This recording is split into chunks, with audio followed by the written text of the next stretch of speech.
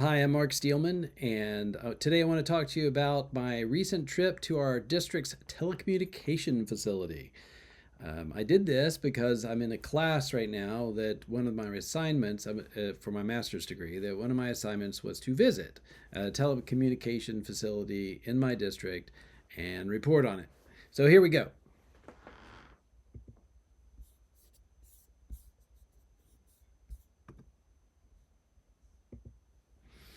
The facility location is in downtown Salisbury at the Wallace Educational Forum.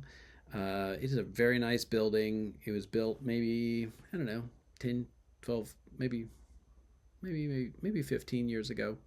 It's a big rectangle like you would expect, but on one corner there's this detail. Let me see if I can point to it. There it is. This detail here, the corner is kind of like rounded off, and the big entrance is down below. And so the data center that I visited was in this building. So I went there. I was able to go down there during the day one day and get a tour like right after school.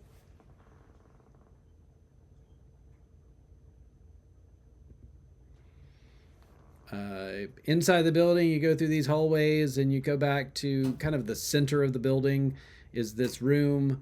I used to work in the tech department, so I know that room used to be a storage room, but they wanted to move. They were trying to get rid of another building that was about a mile from this location as everything was kind of being aggregated to this new shiny building. And so they wanted to move the data center in here. And so they took this room that was they could lock up and secure, um, and uh, and they set up these racks. And while I was still in the tech department, see, I've been a teacher for 8 years, but while I was still in the tech department, we started building this stuff right here. And we got the racks were in there before I switched to being a teacher, and we had gotten the cables run, but not that I didn't actually run the cables, um, but the department got the cables in before I had left. But none of the equipment was in there when I went to go be a teacher. So it was kind of interesting to see and to hear because some of the things have come and then gone again, and I'll get into that later. But so this room is just kind of down in the back in the labyrinth of hallways on the first floor, and it's locked and it's badge access, and very few people can get in there. The two people that you're shown here with me can get in there, and they got me in to give me the tour. It says authorized personnel only, and I was authorized only because I was accompanied by them. This is Joseph Emiz. I'm going to say his last name wrong. I think it's Emizguidez. It's on the next slide. And this is Christy Gonzalez, and he is the network administrator, and she is the assistant. So I had actually met Christy once before. I'm a classroom teacher, so there was a problem with some of the ports on my wall were just not connecting to the internet, and so she came and fixed it.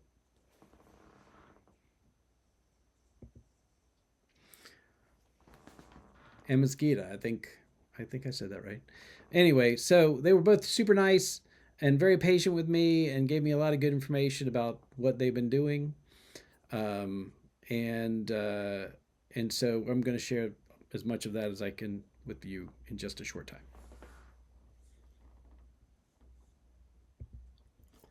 This is the in that same room. This is the battery backup, just to keep all that stuff going so that we don't lose because all the internet for the entire district goes through this room. As a matter of fact, at this point, that's pretty much the only thing in here.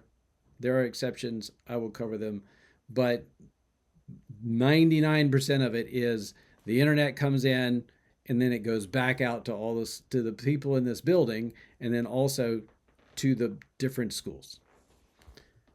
And the ISP is actually MCNC, and they are the ISP for the state. So we don't our school district doesn't pay for our own ISP, internet service provider. Uh, the state of the Department of Education in North Carolina pays for that, and we are allocated some of that bandwidth under the contract. But this UPS keeps that stuff running even if the power goes out, so people don't lose internet because all of our telephones are also like Ethernet telephones. So if we lose internet, we've lost telephones, at least building telephones. In 2026, almost everybody in the building has a cell phone in their pocket, and the cell phone still works. This is the rack that's in there. Um, One of the things that I thought was kind of interesting is that this rack has had a lot of stuff taken out of it. I mentioned that I saw it when it was going in and being installed, and there was nothing in it. But according to Joseph, a lot of stuff was in it up until this year, and they pulled it all out because almost everything has gone to the cloud. And this is mostly just network equipment, parsing out network to go to, like I said, this building, other all the schools, etc. Most of the schools are, well, let's see, all of the high schools and all of the middle schools are on a 10 gigabyte connection. All of the elementary schools are currently on a 1 gigabyte connection, but they're trying to fix that. In other words, they want to make them all be 10 gigabytes. That takes money and time to get that money, but I will get into that in just a minute because I actually went to a meeting where they were solidifying plans to upgrade the elementary schools. And I'll get to that in just a second. But almost everything is in the cloud, and that's why they just sold all the servers that had been in there. Now, a couple things. Let's see if I can point to this with any grace. It's these right here. This right here, these are a few servers, and all they're doing is caching images. Like if they were going to do an update to all of our laptops, they'll cache it here and then serve it out from here just so that they can be on the revisions that they want to be on. But that's what all these that's all that's on these servers. No ongoing services are on there. It like they're just kind of the self-service stuff right there. And I'll give you a close-up of this later. This is a bunch of disks. This is just network storage for the people in this building. Okay, so almost all of our network stuff is paid for by E-rate. E-rate is one of those digital divide programs, which in other words, the only thing it pays for is internet tech connectivity and hardware that enables that internet connectivity. So E-rate is paying MCNC. I think it's I'm saying that right. But they're also helping us buy like wireless access points for all. I think we have 34 schools in our school district. We have a lot of schools in our school district because we're in a fairly rural area. So we don't have a lot, like the people are kind of spread out, right? So this is all of the county of Rowan County. And there, like I said, there's like 34 schools, I think. We've got 6 high schools, including an early college. We have 7. Oh, the kids at school would love that. We have 7 middle schools, including one that is also an elementary school. Like there's an elementary school and a middle school together in the same building. But I would still count that as a middle school. I will count it again when I get to elementary schools. And there are 18 elementary schools, including the elementary school that is in the same building with the middle school. So we have a lot of places that need wireless access points and data. So we have approximately $3.3 million on a 5-year cycle from E-rate to spend on internet related things. And so we've got the plan in place. Just this past week, I was in a meeting with them. I was invited just as part of, because I'm taking this class where I am studying this stuff, to go to this meeting where they were going to pick a vendor to buy the new APs from, right? and they're also that company is going to also install all the access points in all these elementary schools. So then it's the same access point that is in the high schools and in the middle schools, and so everything will be the same kind of hardware and it'll be easier to manage.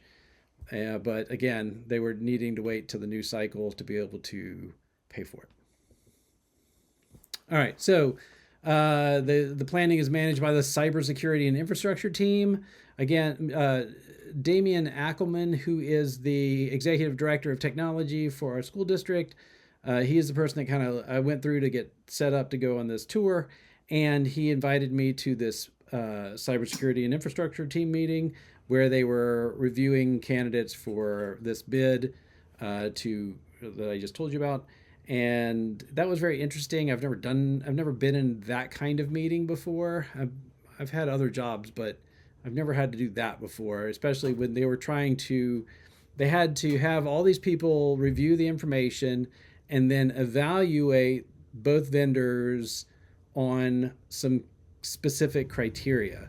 One of which is how well does the stuff they sell like fit into what will be covered by E-rate. And on the paper that I was given, it would say E-rate will cover 70% of this or whatever, right? So that was all these things were, and you would evaluate them on a scale of, we were doing it on a 100 scale, and then whichever one got the most points would win the bid.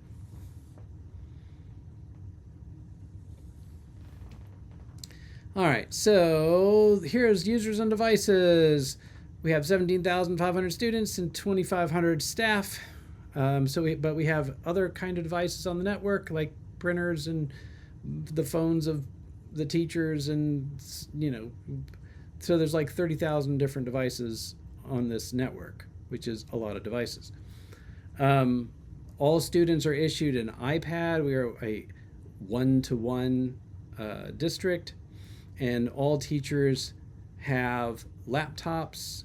Some of the teachers have both laptops and iPads, including myself, these are mine, or like the ones that are assigned to me, and they are refreshed every few years. I think it's coming up.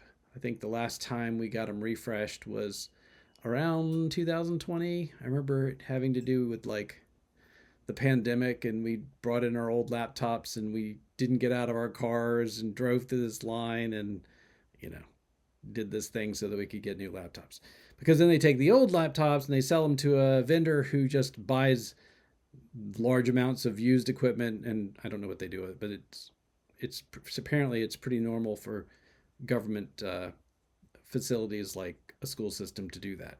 And so we just get new equipment, and so we're always kind of rotating through all this equipment. And let's see, here's the wireless access point in my room. This is the kind that we're putting in the elementary schools, and this is the one where we have 6.5 or 6 or 6.5 generation infrastructure.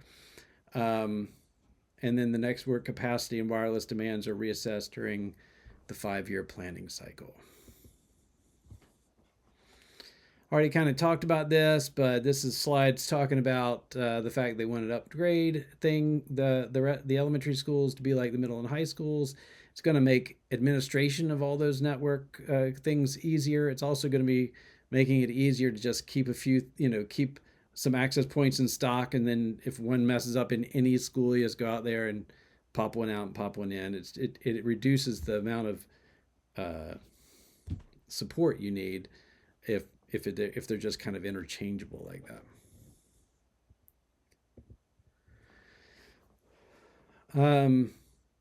I thought it was really interesting that we had things like, but back when I was in the tech department, we used Schoology for our learning management system, which is like where the teachers put their assignments and kids upload their work and work is graded. And the student information system was PowerSchool, and PowerSchool was managed by the state. But we were actually an early adopter of technology in our district, and so we had to choose and put on our money, because the money wasn't available yet, like the state had not chosen yet, And we kept saying, which one are you guys going to choose? We'll just choose that one. And they couldn't commit and couldn't commit and couldn't commit. And so since we were doing this, we had gone 1-to-1. And so we chose Schoology. And then the next year, the state chose Canvas. So we had a contract for 3 years and we rode that out. And then we switched to the one that the state would pay for, which is Canvas. So then we were at Canvas in Power School. Power School is like what they call a student information system. It's like where the contact information for all the kids are. It stores all of their grades from kindergarten through, you know, through high school. And then it also like stores their contact information, how to contact their parents, if they have any allergies, all that kind of stuff is stored in the student information system. Whereas the learning management system is, like I said, something that the teachers actually. I can update the grades in the student information system for my class on that semester, but then they have to be sealed and not changed later. But the learning management system is more interactive. I'm grading work in there. I'm putting out work in there. I can put web pages in there with information to do work in there. That's what the learning management system is doing. So anyway, the biggest change that since I was there is that so much stuff went into the cloud, which improves backing up. It improves theoretically as long as our network is rock solid and stays up. It actually improves uptime because we don't have to have anybody go and like do anything to the servers to keep them up. There's not, it's not something that we have to worry about getting them hacked. In other words, you can have some data center somewhere that from MCNC, I think, is probably managing that too. That's just keeping all the updates on all the servers, is creating redundancy so that if one of the servers goes down, it goes to the other. But again, when I remember that, like, one thing I remember is that our firewall was on one server while I was there. We had some filters. We had two filters on student computers, one for home and one for school, and they were actually physically housed in our tech department at that time, 9 years ago. And we had several other pieces. I think we had ClassLink was locally hosted. I know that Schoology was locally hosted until we got off of that. So that was why that rack had so much space in it, is because they just got rid of all of that stuff because everything now is in the cloud. And like I said, then that just makes your network become even more important, because if your network goes down, or if your ISP goes down, you're really like stuck. You better have some papers printed out. And teachers are taught to keep some stuff printed out so that in the event that you lost power or whatever for a short amount of time, you would have something. If you lost internet, not so much power, but if you lost internet for 2 or 3 hours, you're not just cooked. You have something to do for that amount of time, because you can believe that they are working on getting the internet back on. But also, I mentioned this. Our district has all of our telephones, like this. The telephones on desks are, and I may have said this earlier. But anyway, the telephones on desks are all Ethernet telephones. So the network is also really important just to be able to provide telephone access to all the classrooms. But like I said, if there was an emergency and there was no internet, almost every single person in the school has a phone in their pocket, so people can still call out. But when we do announcements at the end of the day, it is actually coming through the telephone. The speaker system that is announcing is connected to the same system that the telephone's connected to. So all of these things have to do with the network. It was a real pleasure to meet Joseph and Christy, and I just want to thank them here on camera. Shout out to them for being such a great host. Shout out to Mr. Ackelman for letting me participate and doing this. And I thank you for your time. Hope you enjoyed this information. Bye-bye.